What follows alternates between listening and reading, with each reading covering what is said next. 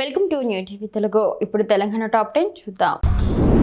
నారాయణపేట జిల్లా నూతన కలెక్టర్ గా ప్రదీప్ జైన్ కలెక్టరేట్ లోని తన ఛాంబర్లో బాధ్యతలు స్వీకరించారు. బాధ్యతలు స్వీకరించిన అనంతరం ఆయన జిల్లా అభివృద్ధికి కృషి చేస్తానని తెలిపారు. అంతకుముందు అదనపు collector Phanindar Reddy, trainee collector Pranay Kumar, ఏవో శ్రీధర్ నూతన కలెక్టర్ కు పుష్పగుచ్చం అందించి స్వాగతం పలికారు. కలెక్టరేట్ సిబ్బంది కూడా శుభాకాంక్షలు తెలిపారు.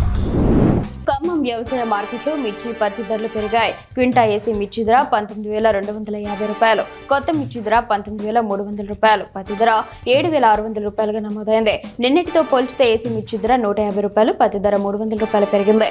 కొత్త మిర్చి ధర స్థిరంగా ఉంది. మిర్చి ధరలు మరింత పెంచాలని రైతులు కోరుతున్నారు.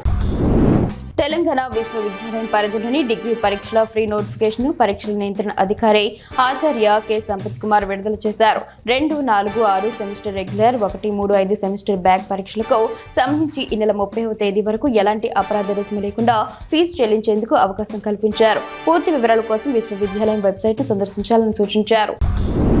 అమెరికా సామ్రాజ్యవాద విధానాలకు వ్యతిరేకంగా దేవరకొండ పట్టణంలో సిపిఐ ఆధ్వర్యంలో భారీ నిరసన ర్యాలీ నిర్వహించారు. అమెరికా ఇజ్రాయెల్ యుద్ధం వల్ల ప్రపంచ వ్యాప్తంగా తలెత్తిన చమురు సంక్షోభం, దేశంలో పెట్రోల్, గ్యాస్ ధరల పెరుగుదలపై సిపిఐ ఆందోళన వ్యక్తం చేసింది. కేంద్ర ప్రభుత్వ విదేశాంగ విధానాల వల్ల సమస్యలపై భారం పడుతుందని ఆరోపిస్తూ నినాదాలు చేశారు. నల్గొండ మండలంలోని కొత్తపల్లి వద్ద సూచిక బోర్డులు లేకపోవడంతో వాహన చోదకులు తీవ్ర ఇబ్బందులు పడుతున్నారు. ప్రధాన కూడలి వద్ద అధికారులు సూచికలు ఏర్పాటు చేయకపోవడంతో కొత్తగా వచ్చే వాహనదారులు ఏ గ్రామం ఎంత దూరంలో ఉందో, ఏ వైపు వెళ్లాలో తెలియక అయోమయానికి గురవుతున్నారు. ప్రయాణికులు, గ్రామస్తులు ఇతర వాహనదారులను ఆపి దారి తెలుసుకుంటున్నారు. అధికారులు స్పందించి ప్రధాన కూడలి వద్ద సూచికలు ఏర్పాటు చేసి ప్రయాణికుల ఇబ్బందులు తొలగించాలని గ్రామస్తులు కోరుతున్నారు. కోదాడ పట్టణంలోని పెద్ద మసీదులో రంజాన్ సందర్భంగా జాగారం నిర్వహించారు. ఈ సందర్భంగా రాత్రి మొత్తం ప్రత్యేక ప్రార్థనలు జరిగాయి. పెద్ద మసీదు ఇమాం మౌలానా అబ్దుల్ కదీర్ మాట్లాడుతూ రంజాన్ నెలలో ఈ రోజున జాగారం చేయడం వల్ల 1000 రాత్రులు జాగారం చేసిన పుణ్యం లభిస్తుందని తెలిపారు. ఈ కార్యక్రమంలో ముఫ్తీ అత్హార్ మౌలానా తదితరులు ప్రసంగించారు. శివంపేట మండలంలో రాత్రి కురిసిన భారీ వర్షం, వడగండ్ల వాన కారణంగా చెట్లు విరిగి విద్యుత్ తీగలు తెగిపోయాయి. దీంతో పలుచోట్ల విద్యుత్ సరఫరా నిలిచిపోయి గ్రామాల్లో చీకట్లు నెలకొని ప్రజలు ఇబ్బందులు ఎదుర్కొన్నారు. ఈదురు గాలులతో కూడిన వర్షం కారణంగా పంటలు దెబ్బతిని రైతులకు గణనీయ నష్టం వాటిల్లింది. సమాచారం అందుకున్న విద్యుత్ శాఖ అధికారులు మరమ్మతు పనులు వేగవంతం చేసి విద్యుత్ సరఫరాను పునరుద్ధరించేందుకు చర్యలు చేపట్టారు.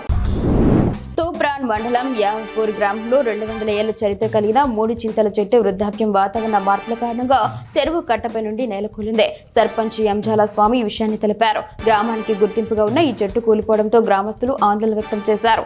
ఈ చెట్టు కింద పండుగలు, సమావేశాలు నిర్వహించేవారని, తరతరాల జ్ఞాపకాలతో ముడిపడి ఉందని స్థానికులు భావోద్వేగానికి గురయ్యారు. తూప్రాన్ మండలం మల్కాపూర్ గ్రామ శివార్లో భారీ వృక్షం కూలిపోవడంతో పెను ప్రమాదం త్రుట్లో తప్పింది. గుండ్రెడ్డిపల్లి నుంచి మల్కాపూర్ కు వెళ్లే రహదారిపై గాలి దుమారంతో కూడిన వర్షం కారణంగా పెద్ద చెట్టు రోడ్డుకు అడ్డంగా పడిపోయింది.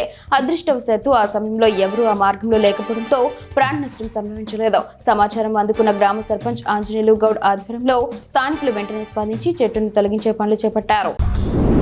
నిజామాబాద్ జిల్లా మెండోరా మండలంలో సర్పంచ్ బుట్టేడి ప్రమోద్ కుమార్ గ్రామంలో చెత్త చెదరం సమస్యకు వినూత్న పరిష్కారం కనుగొన్నారు.